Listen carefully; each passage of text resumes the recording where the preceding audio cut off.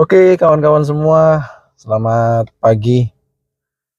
Sehubungan dengan pas hari kemerdekaan Republik Indonesia, kita mengucapkan dulu ya Dirgahayu Republik Indonesia yang ke-81, berdaulat, adil, dan makmur.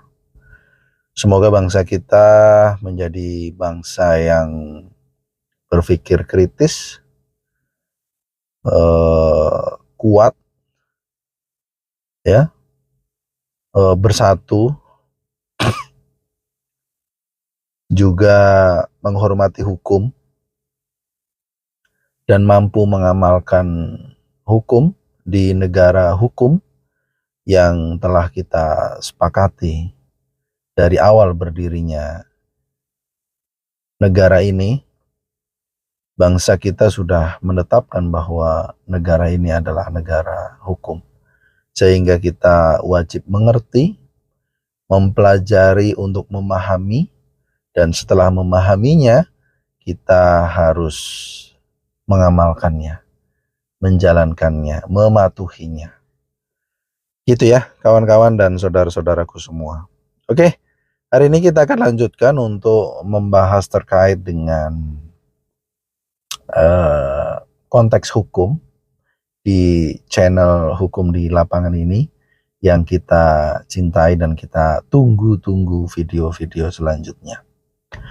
Hari ini kita akan bahas terkait dengan ada suatu kalimat yang sering berawal dari niat baik, gitu ya, terkait dengan mungkin dengan saudara kita, dengan teman-teman kita, gitu ya, meminjamkan rumah sementara waktu karena mungkin keluarga belum berkecukupan, gitu ya, sedangkan keluarganya juga banyak terlunta-lunta di mana-mana, gitu ya.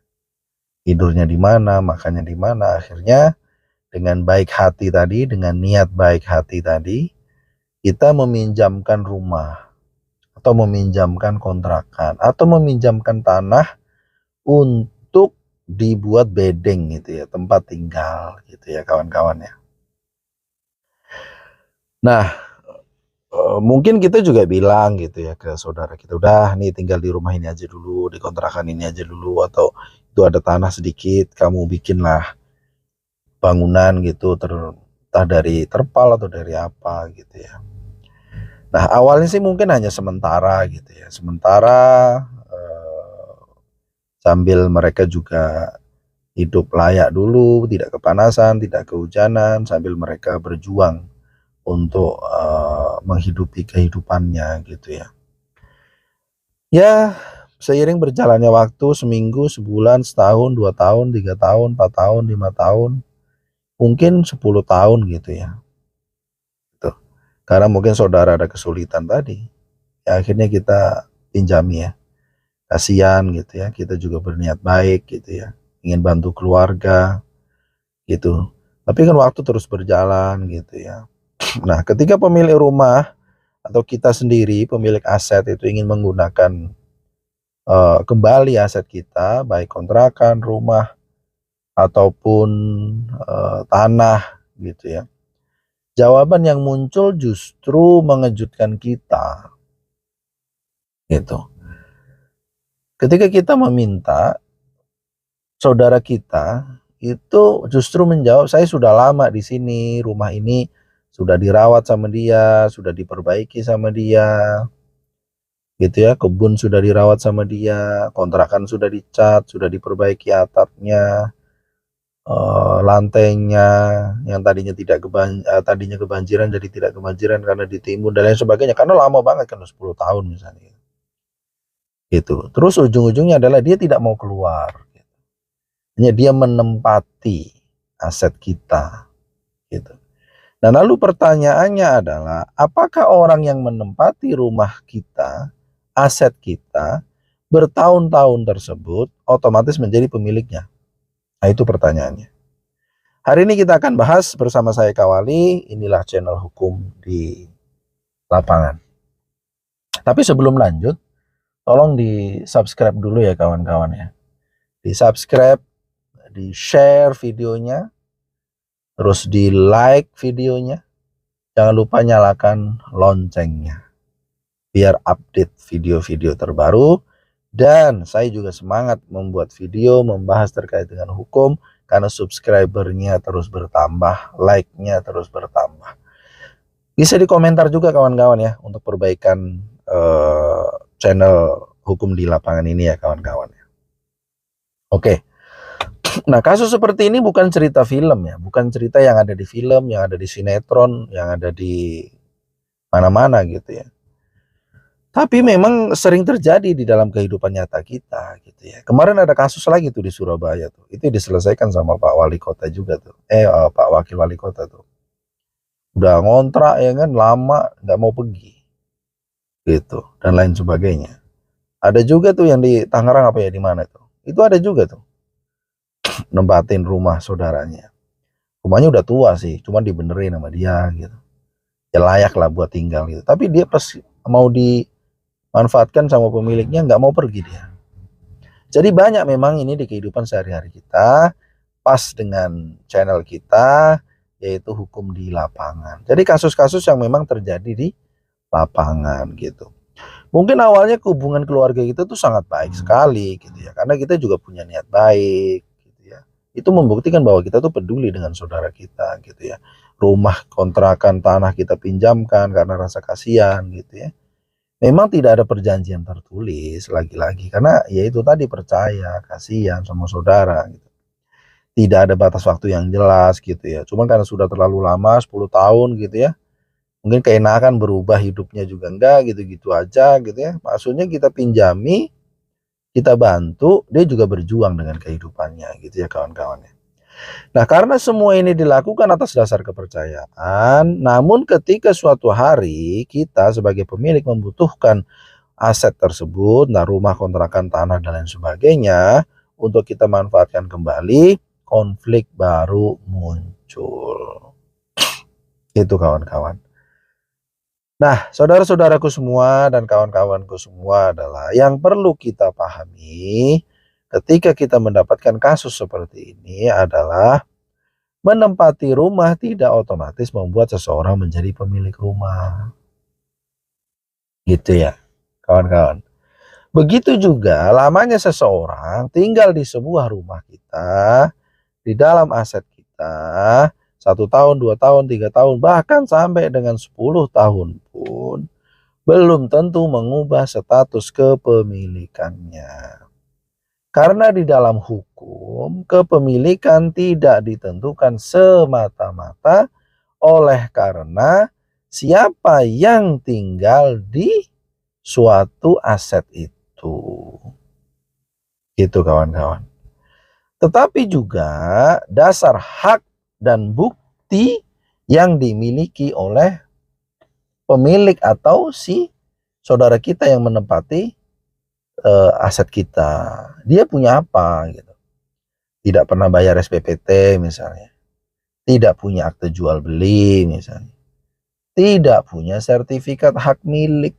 Memang SPPT dan AJB itu bukan bukti kepemilikan, tapi minimal bisa menerangkan bahwa selama ini saya yang bayar pajaknya SPPT. Misal, atau selama ini saya sudah mendapatkan aset ini dari hasil jual beli. Itu, atau memang selama ini tanah tersebut atau aset tersebut sudah saya miliki dengan berupa bukti sertifikat hak milik gitu, atau SHM gitu ya kawan-kawan ya. Nah, pelajaran hukum yang bisa kita ambil, itu bisa ambil hikmahnya dari kasus tersebut adalah ketika kita meminjamkan rumah atau aset kita adalah walaupun kita percaya, walaupun itu saudara kita, walaupun kita kasihan, bikinlah lagi-lagi oret-oretan. Walaupun menggunakan tangan, ada saksi minimal saudara-saudara kita. Ya, bila perlu ada Pak RT, ada Pak RW gitu ya. Bila perlu ada tetangga kita yang bersaksi gitu. Terus di dalam perjanjian itu kasihlah tujuannya di situ untuk membantu keluarga yang sedang dalam mungkin kesulitan, ketidakcukupan dan lain sebagainya. Tentukan juga batas waktunya, 5 tahun, 10 tahun, jangan terlalu lama, ya 2 tahun, 3 tahun, gitu saja. Dan lain sebagainya ya kawan-kawan. Intinya di dalam hukum adalah siapa yang bisa membuktikan atau yang bisa mendalilkan dengan dasar fakta-fakta, itulah yang akan diakui kawan-kawan semua, saudara-saudaraku semua ya. Karena masalah hukum sering muncul bukan karena orang lain, bukan karena orang asing, bukan karena siapa-siapa gitu, tetapi justru karena memang hubungan keluarga yang terlalu mengandalkan kepercayaan. Banyak kawan-kawan, ada saudara-saudara kita yang malas, tidak mau bekerja karena mengandalkan kita yang suka memberi bantuan, ya, memberi beras, memberi uang, anaknya sekolah kita bantu, gitu ya. Banyak kawan-kawan dan saudara-saudaraku semua. Dan fakta menariknya adalah banyak sengketa keluarga bermula dari kalimat tidak usah pakai surat. Gak apa-apa, saya percaya sama kamu. Nah itu kawan-kawan. Kata-kata sakti itu yang kadang-kadang membuat malapetaka gitu. Padahal ketika hubungan baik, surat memang terasa tidak penting. Akan tetapi ketika terjadi perbedaan kepentingan, timbulnya masalah, adanya konflik, surat dan bukti sering menjadi sangat penting kawan-kawan. Karena itulah pegangan kita. Karena itulah bukti dari perbuatan baik kita. Begitu kawan-kawan ya. Nah, jadi bisa kita tarik kesimpulan dalam kasus ini adalah ketika kita meminjamkan aset baik rumah, tanah, kontrakan kepada saudara ya, yang merupakan perbuatan yang baik itu, perbuatan baik kita, niat baik kita kepada saudara kita yang belum kecukupan, namun niat baik yang tetap perlu disertai dengan kejelasan. Gitu kawan-kawan dan saudara-saudaraku semua. Karena kejelasan bukan tanda tidak percaya, akan tetapi cara untuk melindungi semua pihak di kemudian hari. Bukan hanya kita sebagai pemilik aset, juga saudara kita tetap terlindungi juga. Tidak ada fitnah nantinya. Ketika misalnya kita pemiliknya juga menuduh bahwa dia tidak mau pergi, dia ingin mengambil dan lain sebagainya, tapi ternyata ada surat bahwa dia yang mengizinkan saya tinggal di sini selama 2 tahun atau 3 tahun bahkan 10 tahun. Jadi bukan saya mau mengambil atau lain sebagainya. Jadi sebetulnya kedua belah pihak tuh aman kawan-kawannya. Itu. Oke. Terima kasih, mungkin itu saja ya. Kalau memang kawan-kawan ada kasus, ada pernah mengalami tetangga, saudara, atau bahkan Anda sendiri, kawan-kawan dan saudaraku semua, bisa tulis di kolom komentar pengalamannya gitu ya. Pengalaman yang meminjamkan aset tadi ya, meminjamkan rumah, tanah, kontrakan kepada keluarga gitu ya. Tapi tidak ada perjanjiannya, ataupun mungkin ada perjanjian tertulisnya, atau cukup saling percaya dan lain sebagainya.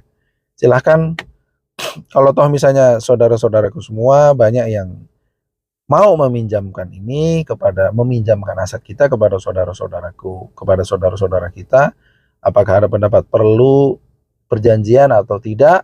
Nah, silahkan tulis di kolom komentar ya.